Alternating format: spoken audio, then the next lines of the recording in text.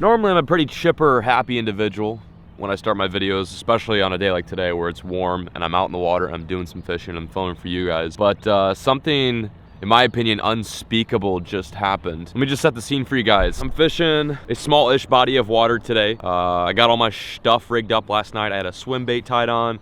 I had like 2 flipping setups tied on. I had flipping and a Tex rig setup tied on. I got like a jig rod, a crankbait rod. Like I had everything dialed. I literally stayed up until 1 a.m. getting everything rigged, making sure everything in the boat was clean. Like look at, you can see my carpet. Like everything is supposed to be nice right now. But yeah, I woke up this morning, hooked the boat up, got on the road, stopped at Chick-fil-A to grab some food. And when I stopped at Chick-fil-A, I went to check out my boat real quick and noticed that none of my rods, and I mean none of my rods, were in the boat. I literally was dumbfounded. Like I had to do a triple take. I was like, what is going on right now? So I don't necessarily know what happened. I've never had any of my rods fly out of the boat like ever, so I'm not sure if like I hit a nasty bump and like they all fell out. Like I had like at least 7 sticks that that were like right here, and like I said, I've gone on like mega road trips, like 14-hour road trips. I never had anything fly out of this boat. So maybe I stopped at a red light and like someone swiped them. Like that's kind of crazy. Like that's kind of a far-fetched, you know, assumption, but yeah, these things happen regardless. Thankfully I had 2 rods in my car in the rigged runner, so I'm going to be using those today. One's got 20 pound and the other one's got 15, so I can do some flipping and cranking. So it's not the end of the world. Things could be worse. I could have lost my entire lower unit, or my motor could have fallen off on the highway. But yeah, just a mighty curveball to start the day. I think that was right around, oh, I don't know, $3 grand of equipment that's sitting on I-35 right now. What are you gonna do? This is one of the warmest days in winter we've had thus far, and aside from the fact that I just lost a shitload of gear, I'm ready and I'm pumped to get out there and catch some fish. So just got to think about this half glass full. Like I don't get it. Like I'm not even convinced that they flew out. Like I feel like somebody jumped in my boat as I was going 70, grabbed them, and then flew away. Like I don't even know. I have no idea. I've never had this happen before. Oh cool. And to make matters even better, I just spilled an extra large hot coffee all over my boat, backing it down. Yeah guys, today's gonna be a good one.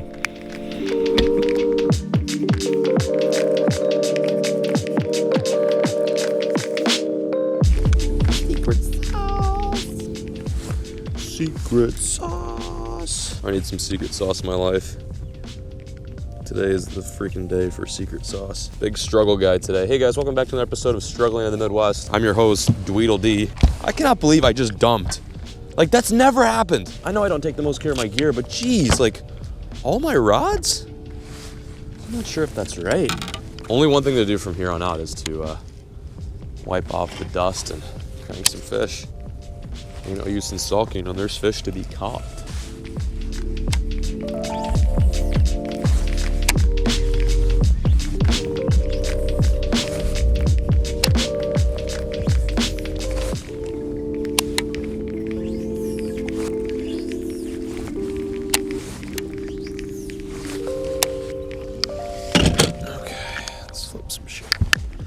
We are an hour and a half deep into the day. No bites just yet. Not much has happened. I haven't even gotten a bite yet, but funny enough, I really don't care because while the fishing seems to be kind of slow right now, I'm fairly content, and I sort of expected this kind of bite today. I'm not really thinking I'm gonna get a ton of bites today, but this time of year is the time of year to catch big fish in Texas. The bigger ones are starting to lurk their way into the shallows, and that is why I'm pitching the old jig and the brush, the little 1-2 punch deal. And with it being prime time for big fish right now, I gave my buddy Chris a call last night and I was like, yo dude, it's gonna be warm today. You should come out. Like I know you're in Illinois, and Illinois is so much fun being that it's like freezing freaking cold there. And that was enough to convince him to remove himself from the frigid city of Chicago, buy a plane ticket and make his way to Dallas. So he is actually gonna pull up to the ramp in like literally 15 minutes. I'm gonna pick him up and we're going to pick apart this lake. Yeah, hello? Yo, did you see my text, Ace? Yeah, you there? No, I'm here. Okay, I'll be right there. Peace. I'll be right there after I catch this 4-pounder on this piece of brush. Oh, no, didn't want to bite. Hey, look who decided to rise from the dead. He is risen. Did you just get back from a family dinner? No. Sorry, I didn't mean to steal you away. Day after Valentine's Day. I didn't mean, oh, okay, yeah, go ahead, Lucky.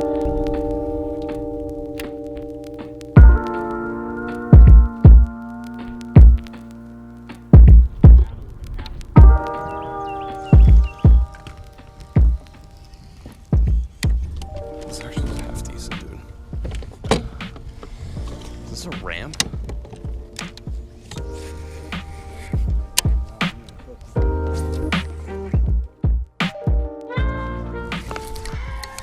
Yep. Get that nut, It's a giant. Get the nut. I got it. It's a giant. It's a giant.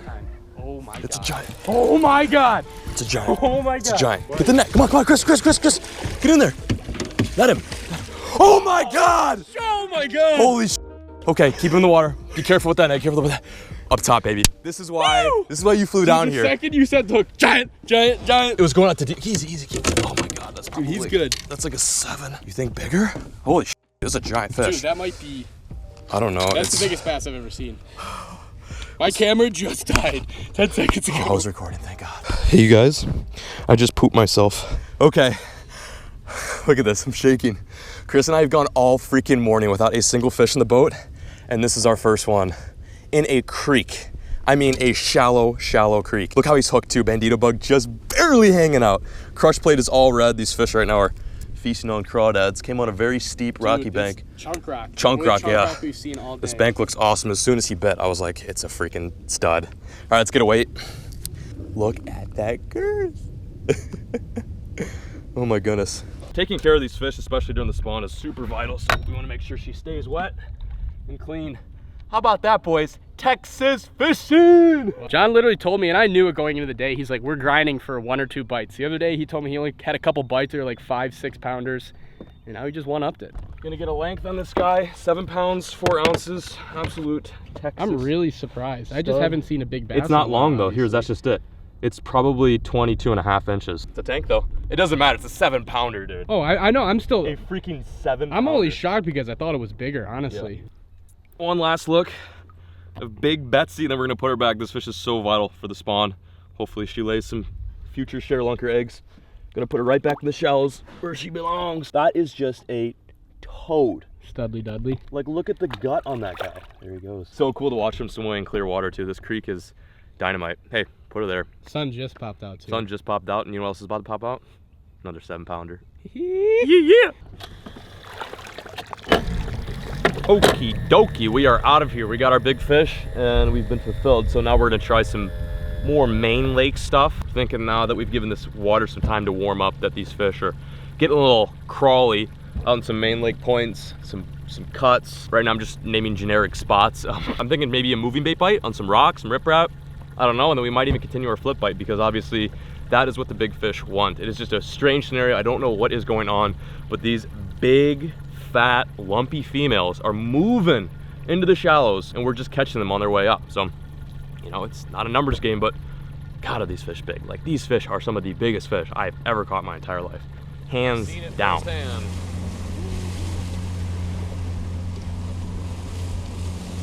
We are at creek number 2, and we're gonna see if we can find some fat jimmies back here. Chris and I are both on the flip and jig program.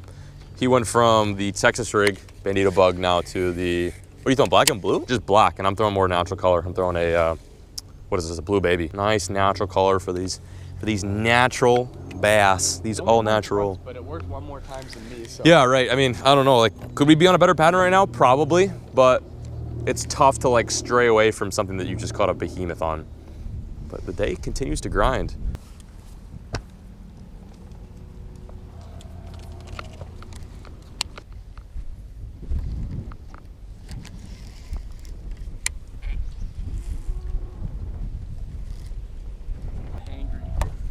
There we go, big one. Net, Chris, net. Oh yeah, it's a good one.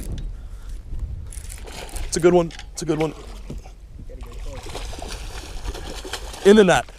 Let's go. Freaking 5 pounder.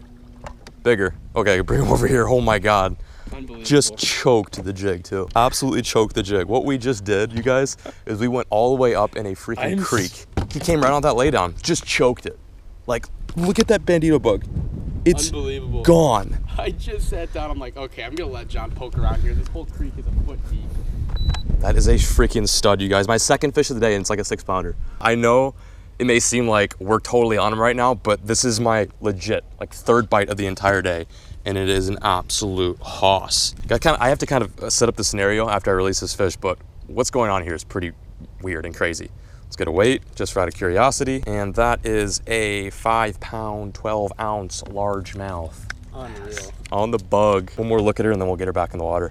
That is a healthy pre-spawn fish. This fish is definitely getting ready to spawn. Look at that fish. In that crystal clear, look how clear that water is. So what we've done is we've really kind of honed in on these creeks. Yes, it's a little bit early to be fishing the whole spawn pattern, but what I found over these past few days is that a lot of these fish are starting to move up. For whatever reason, it's primarily the big ones too. I have not caught a single fish. This is gonna sound like almost kind of like I'm boasting, but I've not caught a single fish under 5 in these past 3 days. And I think it's just because these big fish are moving up. They're few and far between. I've said it 1,000 times. But now is the time to be fishing. Pre-spawn. That's just it. Like Chris and I are both like completely flustered. We have no clue what's going on, but we're just fishing what works. And if I didn't go up shallow like 4 days ago when I was fishing with Steve and I caught that 5 pounder, we would not have been on this pattern. If you even want to call it a pattern. It's like to put it in perspective, I'm sure there's a lot of people watching the Major League Fishing tournament going on. They're in South Texas and like all the people fishing it, all the announcers are just going on and on about, oh, they're catching so many small bass, females are coming soon. Yeah. We haven't seen a small bass all day. Like big fish. Right now we're just going as far back in these creeks as we possibly can. I have a good feeling that in a few weeks, maybe even a few days, these creeks will be littered with more fish, not just these rando big ones. But that guy came off of a juicy little laydown right there. That's what that fish came off of. Same bait, same trailer, same rod, same line. Haven't changed much up. I'd rather catch 2 fish like that than a bunch of squeaks, but yeah, that's a stud.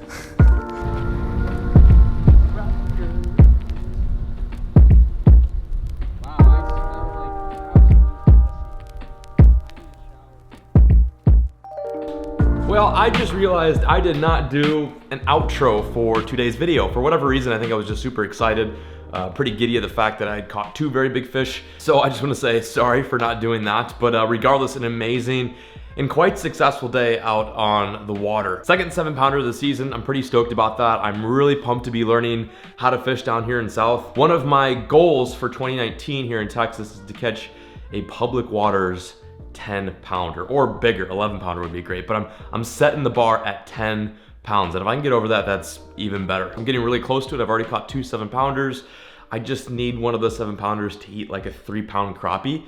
And then we'll totally be good. Let me know in the comment section below, what is your biggest bass of 2019 thus far? I am very curious and intrigued to see what kind of fish you guys are pulling out. And in an extension to that, if you guys are catching big fish right now, email me a picture to this email address right here, and I want to feature your catch in my next video. You guys have been tagging me in a ton of pictures on Instagram showing me some absolute monster fish you've been catching. I saw one kid like tag me in a picture where he caught like a 13 pounder, another one like a 14 pounder. Insane stuff. You guys are absolutely killing it this season. Put that hammer down on these spring bass. So that's all I have for you guys today. Thank you so much for the view. I really appreciate you guys stopping by and giving the video a look. Just note that there are many more fishing, especially bass fishing adventures coming down the pipeline. So keep your eyes out on the channel because some really epic videos are going down. Even more epic than the double 7 pounder video. So anyway, that is it. Thank you guys so much for the view. I am peacing out as always, folks.